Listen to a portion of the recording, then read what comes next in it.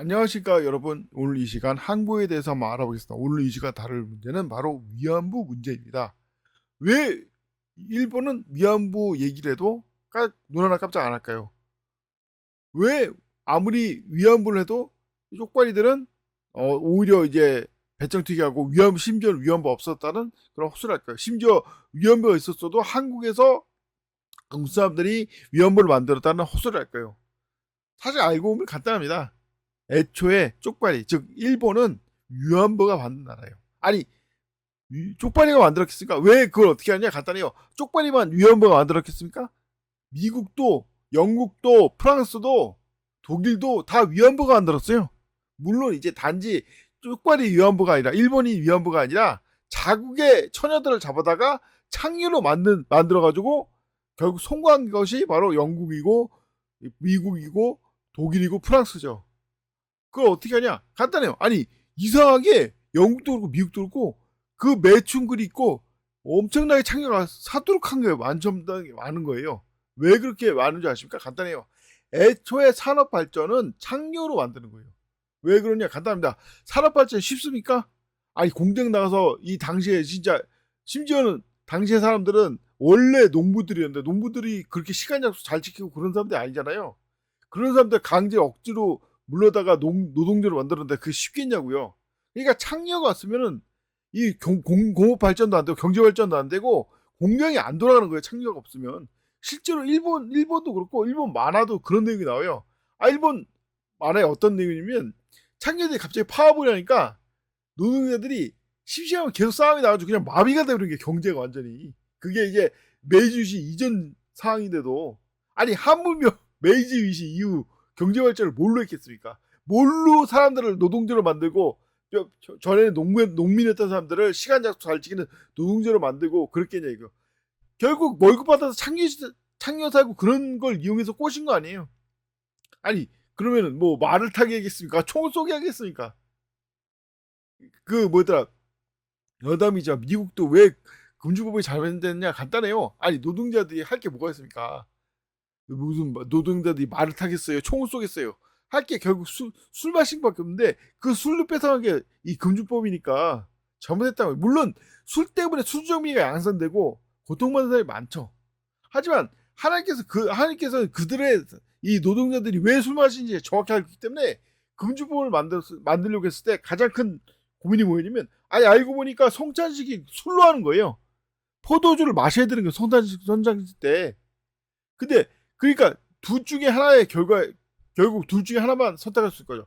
아예 야 나도 술을 안 마시고 너도 술을 안 마신다 이거였고 나는 술을 마시는데 아니 나도 술 마시고 너도 술 마신다 이 방법인데 교묘하게 이 진짜 치사하고 악랄하게 쓰레기 같은 이제 미국의 그리스도인들이 금죽을 만들면서 자기는 포도주 홀짝홀짝 할 수 있고 이 노동자들 맥주 못 마시게 만든 거예요.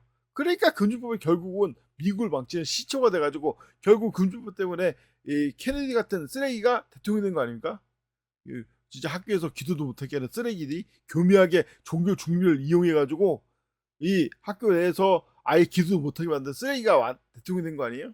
결국 자업자득인 거예요. 자 그런 것처럼 애초에 일제 만들어진 거 경제발전 공업화를 미끼로 만든 거 아닙니까? 경제발전의 주요 원동력이 바로 창녀였던 거예요. 위안부. 그래서 애초부터 이 메이지 유신 이전부터 창녀가 많은 일본 입장에서 아니 그 창녀 누가 창녀로 쪽발이 일본 처녀들을 잡아다 누가 창녀로 만들었겠습니까? 다 일본 애 아닙니까? 그러니까 일본 입장에서는 우리나라 위안부가 당연한 거고 우리 위안부도 조선이 만들었다는 멍청한 생각을 할 수밖에 없는 거예요. 조선 애초에 근본적으로 다른 나라인데 애초에 조선의 유교는 창녀를 허용하지 않는 건데 애초에 조선의 유교의 가르침이 창녀는 잘못된 거다. 왜? 아니 창녀를 뭐 한 대에 쑥 떨어집니까? 심지어 전 시민지도 없는데 다 자기 딸을 잡아다가 창녀로 만드는 거 아니에요? 실제로 일본인도 식량이었고 그러니까 자기 딸을 팔아가지고 창녀로 팔아가지고 그 돈으로 식량을 사왔다고. 그래서 일본의 창녀가 그렇게 많은 거예요. 그래서 실제로 일본도 일제도 다 근본적으로 창녀가 만든 겁니다. 심지어 이 히틀러가 이제 유대인 600만 학살했지만 이제 그 가운데 좋은 점이 하나 있는 게 뭐냐면 원래 이 독일이 유대인 처녀들 잡아다 창녀로 만드는 중앙 기지가 독일에 있었어요. 심지어 그 창녀를 누가 창녀로 만들었냐? 유대인 처녀들을 유대인 총각들이 잡아다가 유대인 총각들이 유대인 처녀를 꼬셔다가 전부 다 창녀로 만들고 잡아다 창녀로 만들고 그런 짓을 한 거예요. 그러니까 하나님께서 분노하지 않겠습니까? 그러니까 자연스럽게 히틀러가 유대인 600만 학살하면서 자연스럽게 독일 내에 있던 창녀 그 근거지가 없어져 버린 거예요. 그래서 이 수많은 유대인 처녀들이 전 세계로 창녀로 팔려나가는 그런 참상이 막아진 겁니다. 자연스럽게. 자, 그런 것처럼 왜 박정희 욕하는 줄 아십니까? 간단해요. 박정희가 우리가 경제 발전했다 하잖아요. 뭘로 경제 발전했겠습니까? 제일 먼저 한 게 바로 우리나라의 창녀를 많이 만든 거예요. 그래서 성경 말씀에 뭐가 되어 있습니까?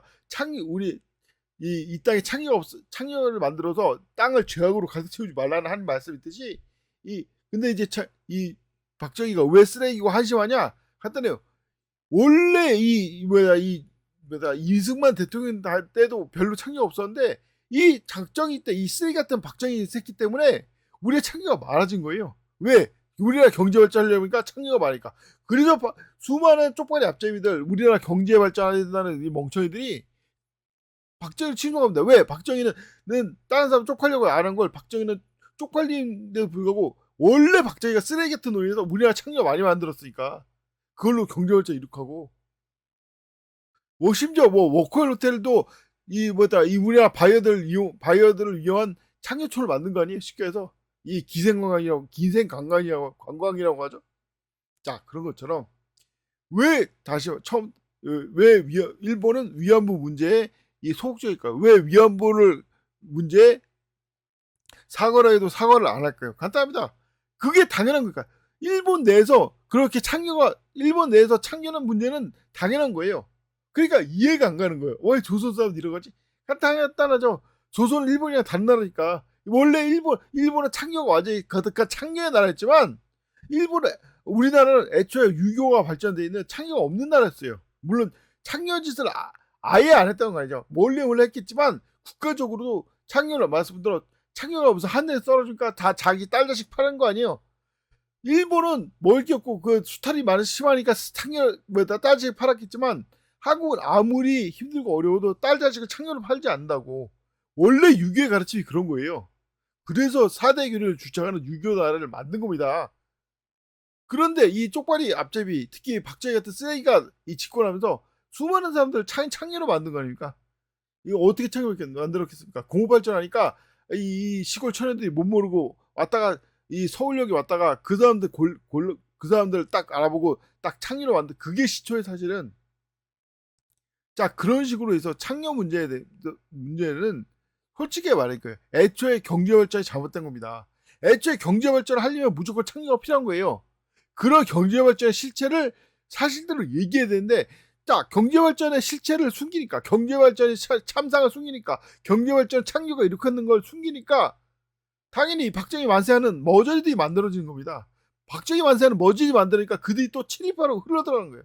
결국 박정희도 친일파고, 박정희 앞제비도 친일파고, 그러니까 쪽발이 만세하는 거고, 그러니까 당연히 쪽발 입장에서는 왜 위안부 문제가 심각한지 모르는 거예요. 다시 말하면 이런 식으로 꼬리에 꼬리를 물고 문제가 되는 겁니다. 즉 성경을 안 배우니까 왜 자꾸 성경을 외치는지 아십니까? 간단해요.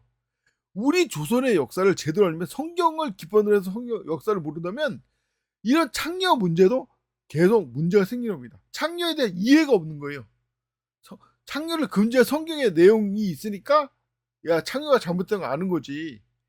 아니 물론 역사를 제대로 연구하면 이 창녀 문제가 왜 문제가 되는지 알겠지만 또 역사를 제대로 연구를 안 하는 거니까 세상 학자들은 다 쪽발이 앞잡이들이니까 왜 세상은 그런 성경 입각해서 얘기를 안 하고 이 창녀 문제도 그렇고 다 세상 방식으로 하니까 아니 개나 소나 다 창녀 맞는데 우리나라 없다는 게 이해가 안 가는 거예요.